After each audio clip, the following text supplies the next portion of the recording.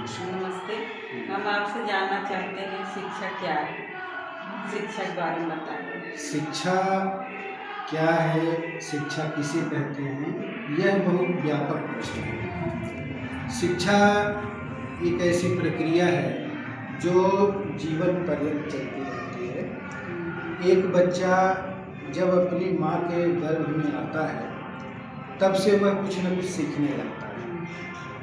जैसे ही वह जन्म लेता है और बड़ा होता है तो जन्म लेने के बाद समाज में आता है। उसे परिवार, पड़ोस, खेल के साथी, मित्र मंडली ये सब प्राथमिक रूप से शिक्षा प्रदान करते हैं। लेकिन जैसे जैसे वह बड़ा होता है तो माता पिता उसका किसी न किसी स्कूल में एडमिशन करा देते हैं। जब वह स्कूल में एडमिशन पा जाता है, कहीं पढ़ने जाने लगता है, तब उसको जो शिक्षा मिलती है वो व्यवस्थित होती है, क्रमबद्ध होती है, सुसंगठित होती है और उस समय उसको एक प्रमाण पत्र मिलता है। जैसे कोई बच्चा क्लास नर्सरी में है और पढ़ा, परीक्षा दिया, पास हुआ तो क्लास 2 में, 3 में, 4 में, 5 में इस तरीके से वो आगे बढ़ता है।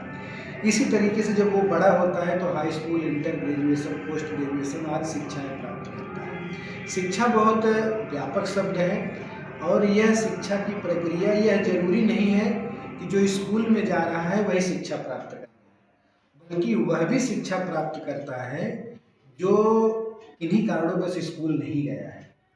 अगर वह कोई काम कर रहा है, कोई बिजनेस कर रहा है, कोई व्यापार कर रहा है, कोई खेती-बाड़ी का काम कर रहा है, कोई अपना छोटा-मोटा धंधा कर रहा है, तो उसकी जो विशेषताएँ हैं, उसके जो गुण हैं, उसके जो कार्य शैली है, उसका जो व्यवहार है, वो सब भी शिक्षा के अंतर्गत आता है। शिक्षा एक बहुत व्यापक प्रक्रिया है।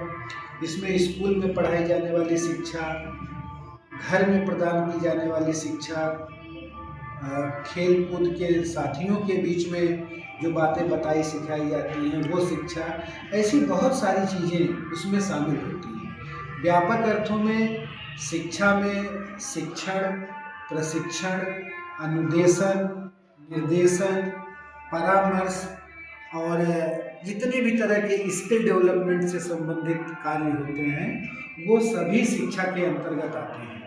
तो शिक्षा अपने आप में एक व्यापक शब्द है और यह जन्म से लेकर मृत्यु तक चलने वाली प्रक्रिया होती है।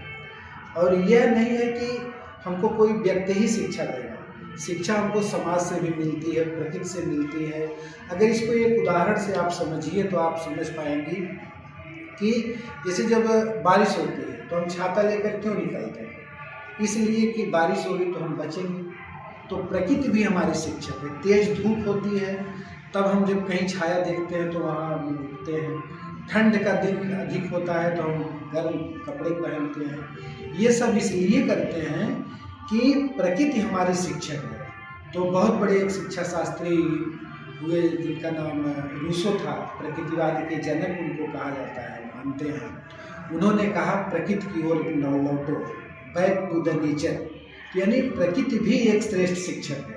तो वैसे तो माता पिता और गुरु हमारे सबसे प्रमुख शिक्षक हैं, लेकिन समाज में जो अन्य चीज़ें भी हैं वो भी शिक्षक हैं और वो जो कुछ भी हमको सिखाते, बताते, समझाते और मार्गदर्शन करते हैं वह सब शिक्षा के अंतर्गत आता है। शिक्षा एक व्यापक शब्द है और हर व्यक्ति, चाहे वो लिखा पढ़ा हो, चाहे अनपढ़ हो, चाहे बहुत बड़ा इंजीनियर, डॉक्टर, प्रोफेसर, लीडर हो, चाहे बहुत बड़ा नेतृत्व करने वाला हो या चाहे कोई छोटा गरीब आदमी हो, चाहे किसी तरीके से अपना रोजगार बेरोजगार रह करके भी अपना जीवन यापन कर रहा हो, वो सब कोई शिक्षित होता है।